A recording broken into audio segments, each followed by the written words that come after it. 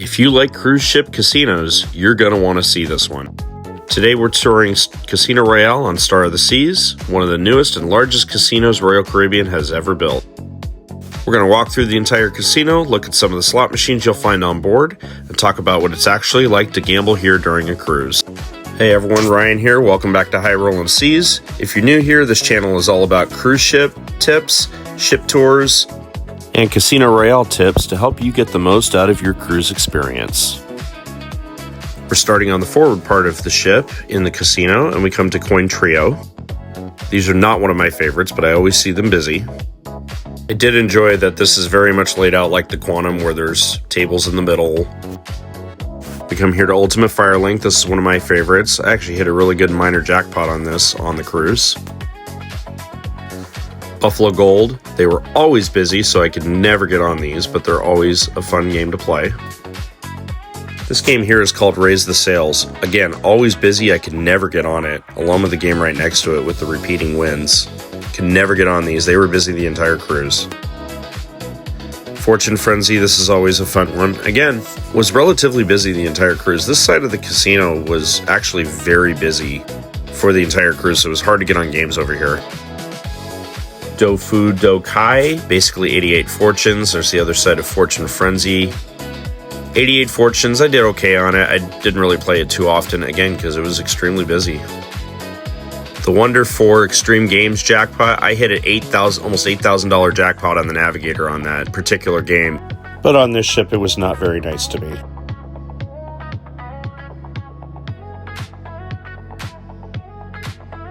These piggy machines are becoming common on Royal Caribbean ships. I've only played them a couple of times. Samurai 888, I played this once. My wife played it and actually hit a really good bonus on it. I played it one time and didn't do anything. Rising Rockets, that's one of my wife's favorites. Didn't really play it too much and it didn't really pay.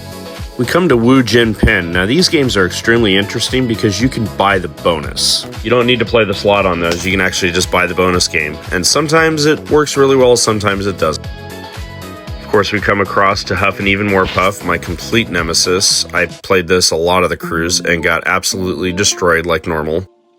Fun to play, not very good to win on. Some of these tables in the middle, they have TVs above them, like you would see at a land casino. I do like that. We're now heading towards the middle part of the casino, and here's the firecracker machines. Again, one of my wife's favorites. This is the ATM and ticket redemption. Now on Oasis and Icon class ships, this is where you would go to redeem your tickets. You don't need to go to the cashier if you don't want to. Mo Mummy, I did really well on this on the Quantum. Not so well here on the Star.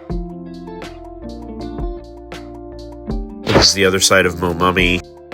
Lion Link is right next to it. I actually did okay on this. I didn't really play it too much, but when I did, it kind of broke even. It's a good game to play, just to kill some time, and sometimes when that mega gets really high, it does really well.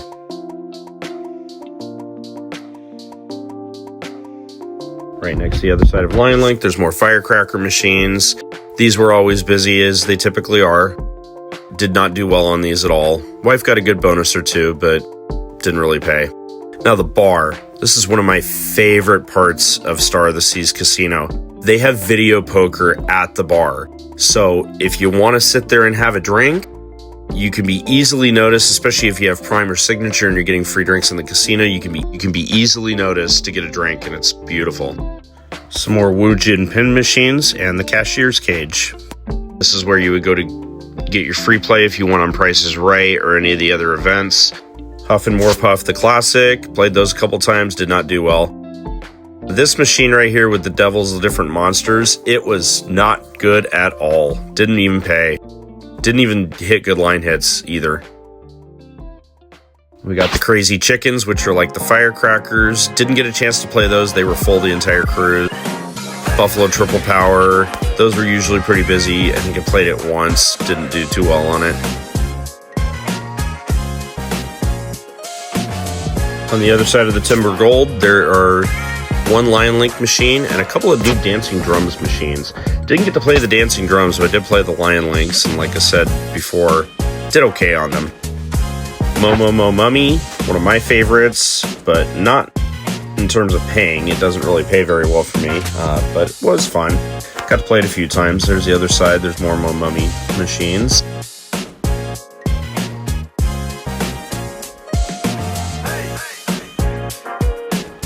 Here's some more Ultimate Firelink machines. Did okay on these altogether. A lot of these were busy a lot of the night. Now, one thing I don't like is just the gap in between the chairs here. It just seems really claustrophobic.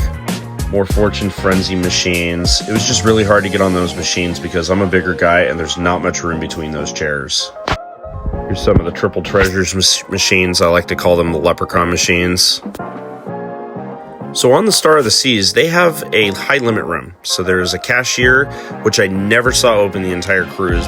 But they have a baccarat table, a blackjack table, a roulette table, and then some high limit slots here in the corner. It was never really busy in here, and like I said, the cashier window was almost never open. Since it is a high limit room, the minimums are higher. And I think the minimum for the baccarat table was a $300 minimum. Not a lot of action going on in here on this cruise, but there were people playing the slots over in the corner, which we'll get to here in a second. We are now pretty much at the midpoint of the casino. One thing I love is that even though a lot of the machines were busy and there was some not very good gaps in between some of the machines in the corner, the casino never actually felt packed. Like you could walk and comfortably walk and not feel like you're running into people while you're moving around. Here's some of the machines in the corner of the high limit room. There's Crystal Star, the Triple Double Jackpot Wild with the nudge feature. I do like playing these games, but in the high limit room, they're usually $27 or more a pull, so they're a little too rich for my blood. Now we come to the host desk. This is where you would go to handle any questions about free play or your instant certificates.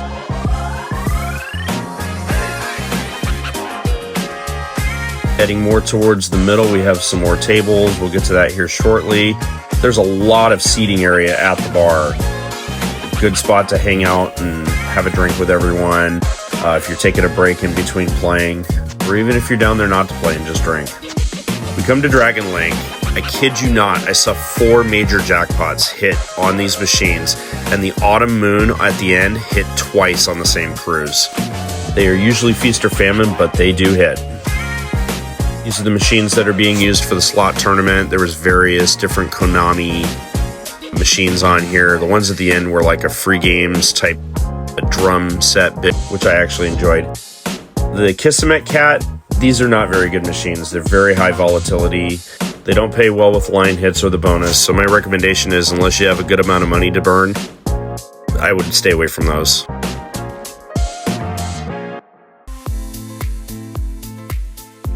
These are the Ultimate Fast Cash machines. These were normally pretty busy. They are also very much feast or famine, but a lot of times when you hit the bonus, you can get a really good payout on the bonus. It's just hard to hit the bonus. All Aboard, one of my favorites, but also one of my favorites that doesn't usually pay. Although I hit a really good train bonus for almost $900 on that, so that was good to me this go around. Magnificent Phoenix, I've only played this once. And again, these machines were very busy the entire cruise, and there were a lot of people hitting good bonuses on it. These are the Fortune Peach machines. I have never actually played these, so I have nothing to contribute to these, unfortunately. But they do have progressive bonuses. Might try those out the next time I'm on the Star. We are now heading towards the aft part of the casino. These are the Moneyball machines. These usually are feast or famine, but when you hit a bonus, you can hit some really good payouts.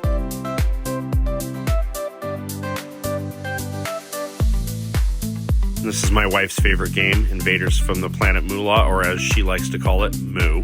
This one's different than the original. The bonus barely hit anything if I ever saw it, and the line hits weren't very good either. It didn't do too well for us.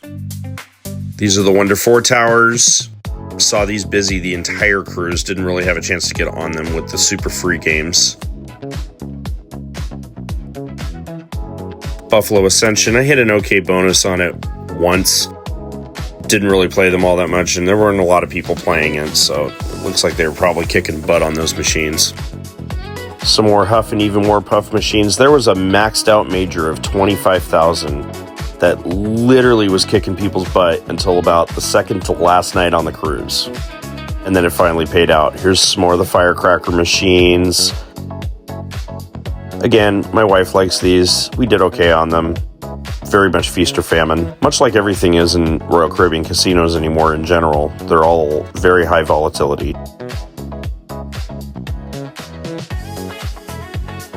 These are some of the Wheel of Fortune machines. These are the dollar denomination. On the other side, there's penny denomination, which I had never seen in a Royal Caribbean cruise before.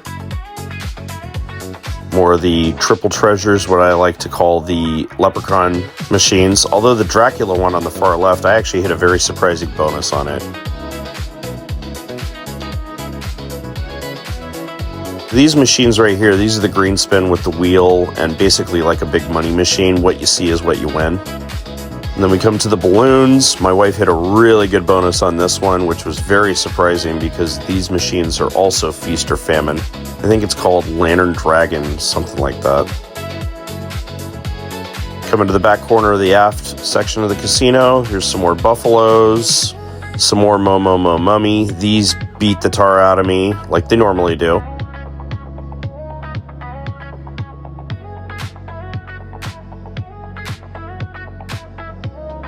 Some more Ultimate Fast Cash. Didn't really play these. These were actually busier than the other ones, surprisingly.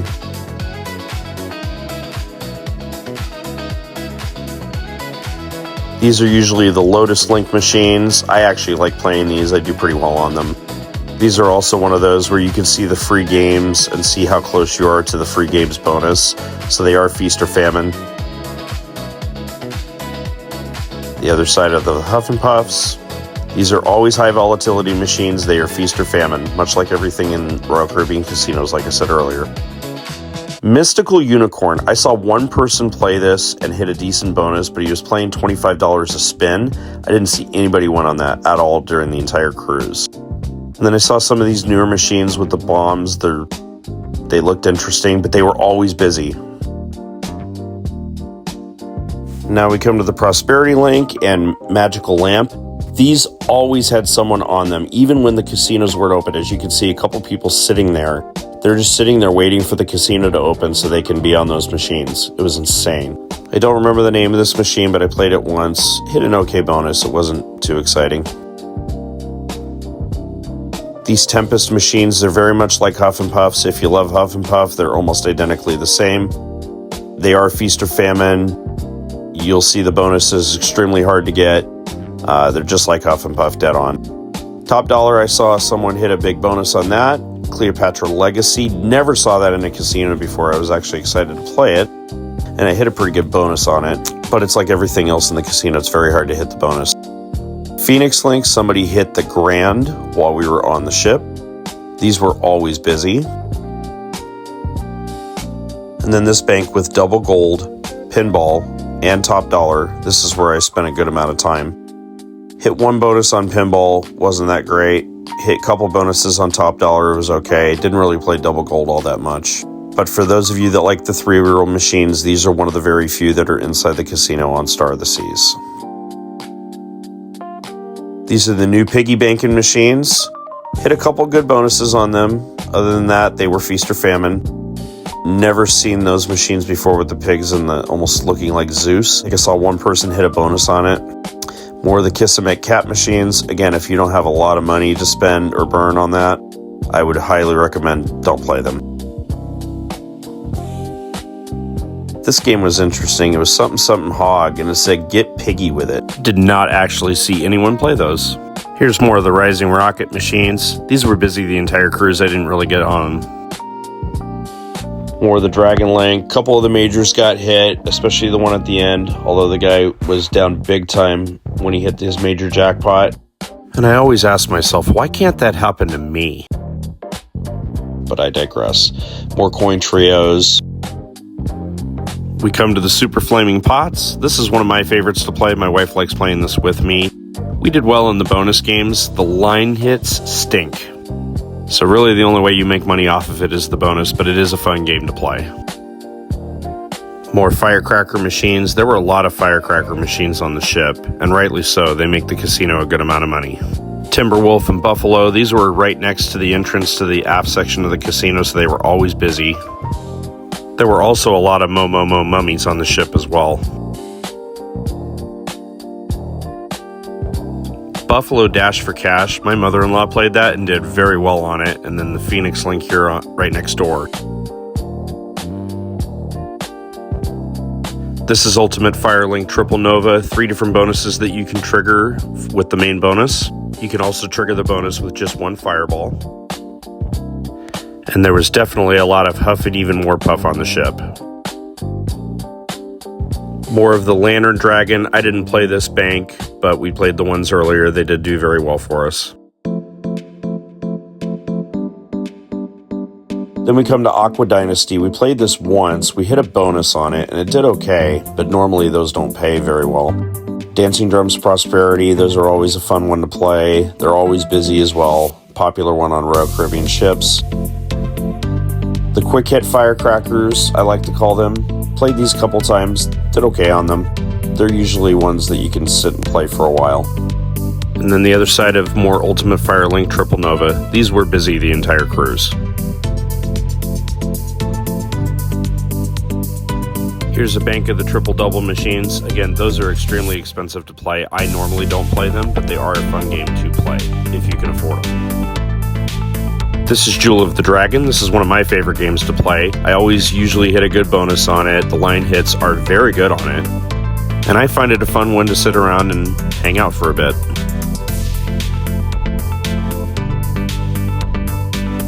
More of the Kismet Cat machines we saw earlier.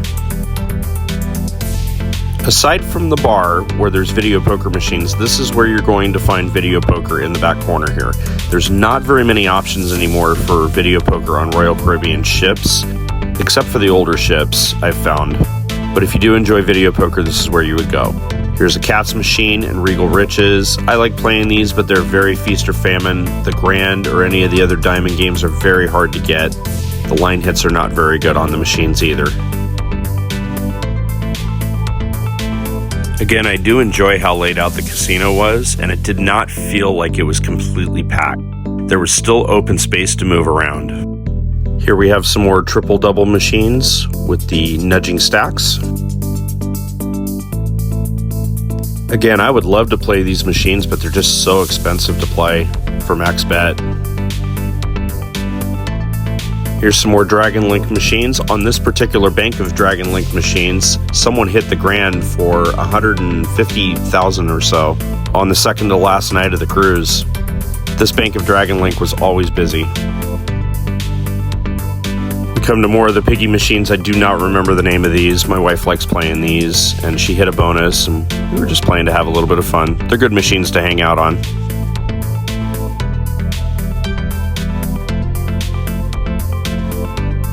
More of the firecracker machines in the back corner. Also Coin Trio Royal. Never played that before. Before we get to the tables, this is a good reminder to like, follow, and subscribe to our YouTube channel, as well as all of our social media pages at High Rollin' Seas. And now we're going to go around to the tables. So here's one of the roulette tables. Roulette is not a bad price on the ship. It's one of my favorite table games to play when I do actually play table games. I really only saw one table open, so the second table here was usually closed most of the trip. But they do that on purpose so that roulette is always packed, at least in my opinion. Here's one of the blackjack tables. Very rare to see a $15 minimum table for blackjack on Star of the Seas. Everything was $25 and up for most of the trip. As you can see with the $25 minimum blackjack table we just passed. Here's a 3-card poker table, $15 a hand for 3-card poker. It's manageable, but when you come over here to the Ultimate Hold'em table, and the way I like to play Ultimate Hold'em, $15 minimum gets to be almost $75 to $100 a hand. That's a little too rich for me. In my opinion, obviously, with a bigger ship, you have more of a selection of table games, and they're a lot more open for the most part. But I was impressed that they had at least 3 Ultimate Hold'em tables, so they weren't busy for a lot of the cruise. Here's one of the Baccarat tables out on the main floor. Those are usually $100 minimums or higher. We have another Ultimate Hold'em table. And then another blackjack table, which has both the Trilux and Lucky Ladies side bets. Here's the craps table. This is one of the only ones that was open the entire trip.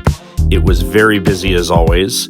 This is the one game that the house edge is not very good in, so a lot of people choose to play it, and you could sit there for hours and play. If you have time, right when the ship sets sail, there's always a learn how to play. I highly recommend learning how to play craps. I haven't done it yet, but I do want to because it does look like a fun game. There's a lot of screaming and hollering, and it looks like everybody's having a great time. Again, the Star of the Seas had a really good table game selection. I just personally choose not to play tables very much because A, they're always busy, and B, they're very expensive. And I'm one of those players that I like my typical $2.50 to $5 per bet slot machine. Again, that's just my personal preference. This is the other craps table on the ship. This one was not open very often. I think maybe one time it was so busy in the casino that second table was opened. Also, when it's a busy craps table on that side, it's not a very good look because there's people playing slot machines and there's really not a lot of room in between.